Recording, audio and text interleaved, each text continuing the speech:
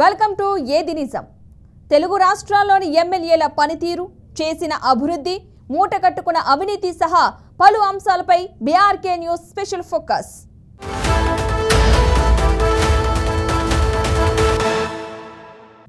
అక్కడ గెలిచింది ఒకరు, అధికారం అండదండలతో పెత్తనం చేస్తుంది మరొకరు.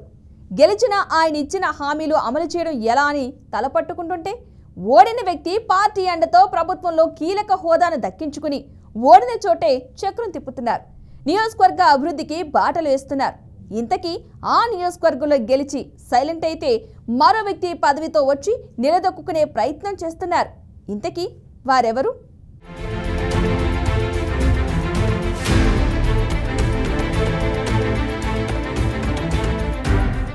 నిజామాబాద్ అర్బన్ లో బీజేపీ గెలుపు కీలకంగా మారుతూ వస్తోంది. అక్కడ బీజేపీ గెలిచిన 2 సార్లు అధికారంలోకి కాంగ్రెస్ వచ్చింది.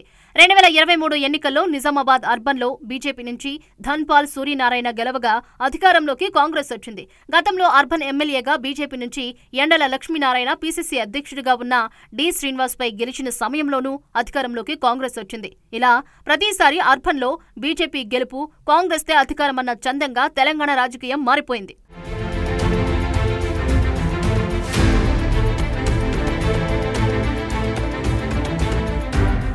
దీంతో నిజామాబాద్ అర్బన్ లో బీజేపీ గెలవడం, అధికారంలో కాంగ్రెస్ ఉండటంతో నియోజకవర్గ ప్రజలు ఇబ్బందులకు గురవుతున్నారు. అధికారంలో ఒక పార్టీ ఉండటం, నియోజకవర్గ ఎమ్మెల్యే ప్రతిపక్ష పార్టీ నుంచి ఉండటంతో అభివృద్ధిలో వెనుకబడిపోతున్నామని ప్రజలు వాపోతున్నారు. ఈసారి ఎన్నికల సమయంలో బీజేపీ ఎమ్మెల్యే ఇచ్చిన హామీలు నీటి మూటలుగానే మారిపోయాయని గుసగుసలు వినపడుతున్నాయి.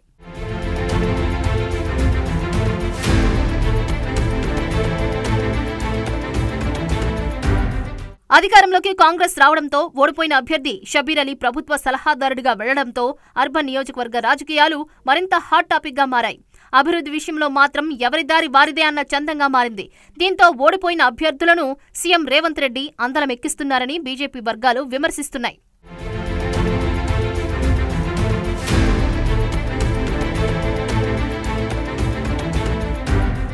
అర్బన్ ఎమ్మెల్యేగా బీజేపీ నుంచి పోటీ చేసిన ధన్పాల్ సూర్యనారాయణ గుప్తా ఎన్నికల్లో ఇచ్చిన హామీలు మాత్రం 1 కాదు 2 కాదు అనేకమిచ్చారు. తీరా చూస్తే ఆ హామీలు అమలు చేయడం దేవుడెరుగు.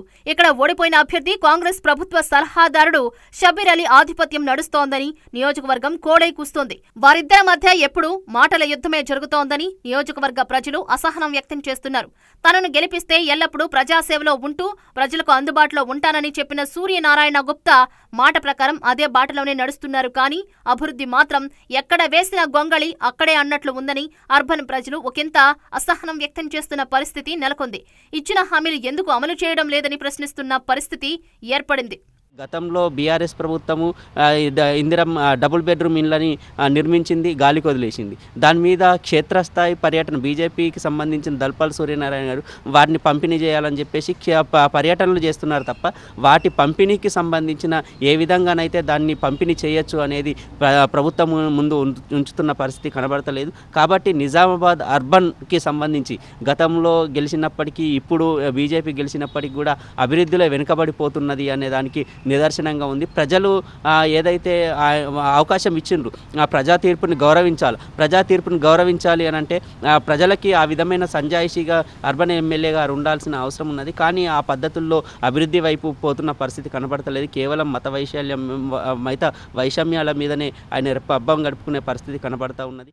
తమకు నియోజకవర్గానికి ఏదైనా మంచి చేస్తారని భావించి సూర్యనారాయణను గెలిపిస్తే ప్రేక్షక పాత్ర పోషిస్తున్నారని ప్రజలు మండిపడుతున్నారు.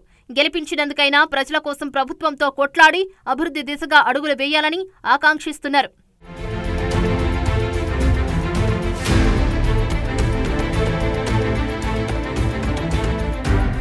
ఇక మరోవైపు కాంగ్రెస్ అభ్యర్థిగా బరిలో దిగిన షబీర్ అలీ అర్బన్ లో తన రాజకీయ అరంగేట్రానికి పదును పెడుతున్నట్లు తెలుస్తోంది. మైనారిటీ సామాజిక వర్గానికి చెందిన వ్యక్తి అవడంతో 60% మైనారిటీ ఓట్లు అక్కడ కీలకంగా ఉండటంతో పట్టు బిగించేందుకు విశ్వ ప్రయత్నాలు చేస్తున్నట్లు రాజకీయ వర్గాల్లో వినిపిస్తోంది.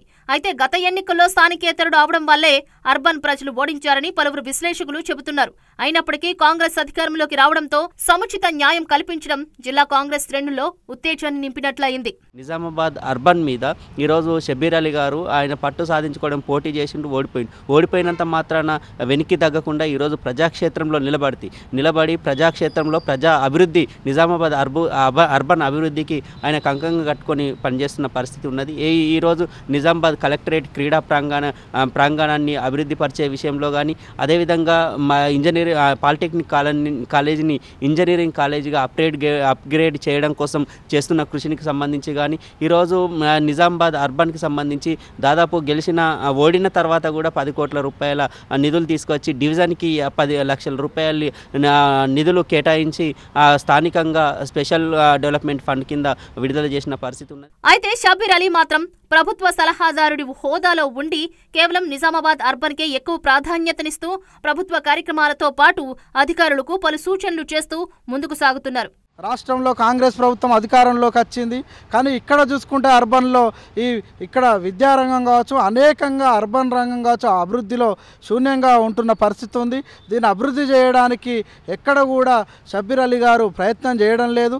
మీరు అందరూ చూస్తున్న పరిస్థితి ఉంది. పథకాలు అమలు చేస్తున్నామని చెప్తున్నారు, కానీ ఇప్పటికీ డబుల్ బెడ్రూమ్లు కూడా ఇప్పించని దాఖలాలు ఇవాళ రాష్ట్ర ప్రభుత్వానికి లేదంటే మనం అర్థం చేసుకోవాలి. ఒక పక్క రేషన్ కార్డులు ఇస్తలేరు, ఒక పక్క మహిళలకు ఉచితం అని చెప్పి బస్సు అని చెప్పి అనేకంగా హామీలు ఇచ్చారు, కానీ ఇప్పటికి కూడా అనేక హామీలు ఇవాళ కాంగ్రెస్ ప్రభుత్వం మర్చిపోయిన పరిస్థితి ఉంది. నిజామాబాద్ సంబంధించిన అభివృద్ధికి అసలు ఆటంకంగా ఇవాళ కాంగ్రెస్ ప్రభుత్వం మారుతున్న పరిస్థితి మనం చూస్తున్నాం. దీన్ని అభివృద్ధి చేయాలంటే ఇక్కడ అయినా కానీ ప్రభుత్వ సలహాదారుడుగా షబ్బీర్ అలీ గారిని రాష్ట్ర ప్రభుత్వం కేటాయించింది, కానీ ఇక్కడ కేటాయించిన తర్వాత కూడా ఈ అభివృద్ధి చేయడం కోసం అసలు ఒక్క అడుగు కూడా ముందుకేయని పరిస్థితి మనం కనబడుతుంది.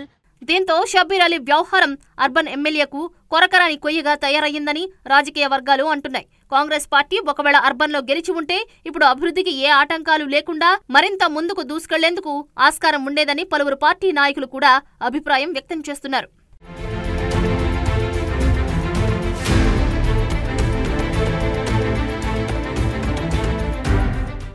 ఏది నిజం స్పెషల్ ఫోకస్లో చిన్న బ్రేక్ తీసుకుందాం.